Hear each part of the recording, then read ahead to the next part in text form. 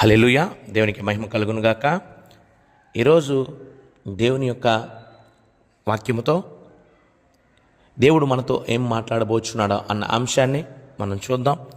2వ రాజుల గ్రంథము 4వ అధ్యాయము 8 నుండి 10 వచనాలు ఇటు రీతిగా రాయబడి ఉంది.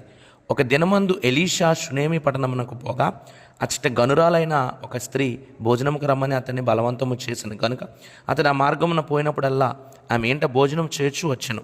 కాగా ఆమె తన పెనిమిటిని చూసి మన యొద్దకు వచ్చుచు పోచున్న వాడు భక్తిగల దైవజనుడు నేను ఎరుగుదును, కావున మనం అతనికి గోడ మీద ఒక చిన్న గది కట్టించదము, అందులో అతని కొరకు మంచము, బల్ల, పీట, దీపస్తంభం ఉంచుదము, అతడు మన యొద్దకు వచ్చినప్పుడల్లా అందులో బస చేయొచ్చు అని చెప్పాను.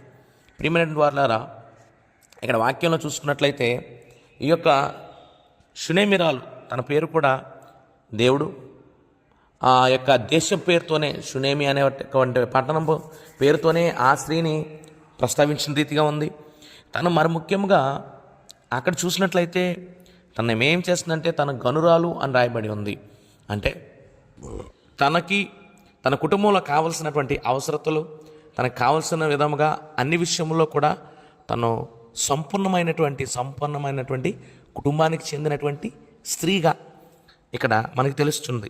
అయితే సంపూర్ణమైనటువంటి కుటుంబం అయినా కానీ తను దైవభక్తి, దేవుని అంటే ఆసక్తి కలిగినటువంటి స్త్రీగా ఉంది.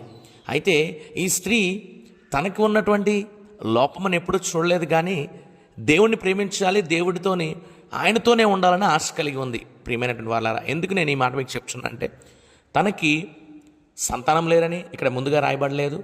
అదేవిధంగా సంతానం కోసము దేవుని దగ్గరికి వచ్చిందని కూడా ఎక్కడ రాయబడలేదు. కానీ ఇక్కడ చూసుకున్నట్లయితే తను ఈ యొక్క 4వ అధ్యాయం 8 నుండి 10 వచనాల్లో ఏమని రాయబడి ఉందంటే, అంటే రీతిగా ఎలీషా వస్తున్నప్పుడు వెళుతున్నప్పుడు వారికి పరిచయం చేద్దామని ఆశ కలిగి ఉంది. ఇక్కడ ఎలీషా అన్నటువంటి ప్రవక్త దేవుని ప్రవక్త, యెహోవా ప్రవక్త అని తెలుసుకుంది. ఈ షునేమి పట్టణస్థురాలైనా కానీ ఆవిడ దేవుడు అంటే ఆసక్తి కలిగి దేవునికే సమయాన్ని ఇద్దామని ఆశపడింది. అంటే మొదటిగా చూసుకున్నట్లయితే ఆమె అక్కడ ఏం సిద్ధపాటు చేసిందంటే దేవుని కొరకు ఒక గదిని సిద్ధపాటు చేసింది.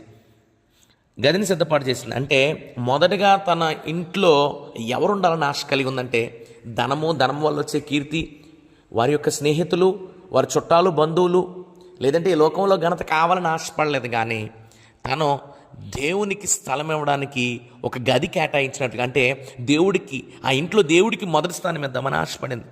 ఆ తర్వాత చూసుకున్నట్లయితే అదే వాక్యంలోనే అక్కడ తను అంతేకాకుండా అక్కడ మంచము ఇద్దామని, మంచం కూడా ఆ గదిలో పెట్టాలని ఆశ కలిగింది. మొదటిగా దేవుడికి తన ఇంట్లో స్థలం ఇద్దామని ఆశపడింది. రెండోదిగా మంచము దేనికి సాదృశ్యంగా ఉందంటే మంచం మనం పడుకోవడానికి, మనము విశ్రాంతి తీసుకోవడానికి సాదృశ్యంగా ఉంది. అయితే తను దేవునితో ఎక్కువ సంబంధం కలిగి ఉండడానికి మంచం సాదృశ్యంగా ఉంది. తను ఎక్కువ సంబంధం కలిగినట్టు రీతిగా శరీరమైనటువంటి వాటికి కాదు, కానీ ఆత్మీయమైన కోణంలో ఇది చూసినట్లయితే ఆ మంచము ఆత్మీయంగా దేవునితో సహవాసం కొరకు ఇది ప్రస్తావించబడింది. మూడోదిగా చూసుకున్నట్లయితే తను అదే గదిలో ఒక బల్లను ఏర్పాటు చేసింది. బల్ల అంటే దేవుని ప్రజలతో, మరి ముఖ్యంగా ఆమె దేవునితో ఆత్మీయంగా సహవాసము కలిగి అక్కడ రొట్టె విరచడానికి సాదృశ్యంగా ఉంటుంది. ఆ రోజు రాత్రి ప్రభువును అప్పగించబడుతున్నటువంటి రాత్రి యేసుక్రీస్తు ప్రభువారు కూడా అక్కడ ఆ బల్ల మీద, భోజనం బల్ల మీద ఆయన రొట్టె శరీరాన్ని సాదృశ్యమైన రొట్టెని విరిచినట్టుగా ఆయన రక్త సాదృశ్యమైనటువంటి ద్రాక్షరసమని వారందరికీ పంచిన రీతిగా షునేమిరాలు కూడా అక్కడ బల్లని ఏర్పాటు చేసింది. మూడోదిగా చూసుకుంటే పీట ఏర్పాటు చేసింది. అక్కడ పీట దేనికి సాదృశ్యంగా ఉందంటే అది బలిపీఠానికి, న్యాయపీఠానికి, అదేవిధంగా సువార్త కొరకు ఏర్పాటు చేయబడిన సువార్త పీఠముగా ఉన్నట్టు రీతిగా ఉంది. బలిపీఠము మన హృదయాలను శుద్ధమైనటువంటి బలిగా ఇవ్వడానికి, అదేవిధంగా ఈ యొక్క దేవునికి మనం అర్పణించేదానిగా ఆ పీట సాదృశ్యంగా ఉంది. ఆ తర్వాత చూసుకున్నట్లయితే ఆవిడ 5వదిగా దీపస్తంభం ఏర్పాటు చేసింది. దీపస్తంభం అంటే తన వెలుగుతూ అనేకులకి మార్గం చూపే స్త్రీగా, లేదంటే తన వెలుగుతూ అనేకులకి దేవునిలో నడిపించే స్త్రీగా ఇక్కడ కనిపిస్తుంది. మొదటిగా చూసుకున్నట్లయితే తన జీవితంలో దేవుడికి స్థానం ఇవ్వడం మొదలుపెట్టింది. రెండోది తనతో సహవాసం చేయాలని ఆశపడింది. మూడోదిగా చూసుకుంటే ఆయనతో ఆ యొక్క బల్ల మీద ఆయన శరీర సాదృశ్యము రక్త సాదృశ్యమైనటువంటి ఆహారము, లేదంటే ఆయనతో ఆత్మీయమైన ఆహారము మన్నాని తిందాలని ఆశపడింది. నాలుగోదిగా చూసుకున్నట్లయితే దేవునికి బలిపీఠమైనటువంటి తన హృదయాన్ని బలిపీఠముగా స్వచ్ఛమైనది హెబేలిచ్చు బలివలే తన శుద్ధమైన మనసు ఇద్దామని ఆశపడింది. తర్వాత ఐదోదిగా చూసుకున్నట్లయితే దీపస్తంభంగా తను ఉంటుంది. ఆ దీపస్తంభము అనేకులకి వెలిగించేదిగా, తను పొందుకున్న రక్షణని అనేకులకి పంచేదిగా ఉంటుంది. అప్పుడు దేవుడు ఏం చేశాడంటే ఆ యొక్క ఎలీషా ప్రవక్త తన గృహంలో ఏదైతే అవసరత కావాలో అని చెప్పి తన సేవకుడిని పిలిపించి అడిగితే తన సేవకుడు చెప్తున్నాడు, తను చాలా ధనవంతురాలు, వారికైతే ఏది కొద్దు లేదని చెప్తున్నాడు. అయితే తన కొరకు ఆలోచించినప్పుడు తనకి గర్భఫలం లేదని ఆలోచించి చక్కటి కుమారుణ్ణి, నేను మరలా వచ్చే సమయానికి ఇదే సంవత్సరానికి ఇదే సమయానికి నీ ఒడిలో ఒక పండంటి కుమారుడు ఉంటాడని దేవుడు దీవించాడు. అప్పుడు దేవుడు ఆశీర్వచనం పొందుకుంది.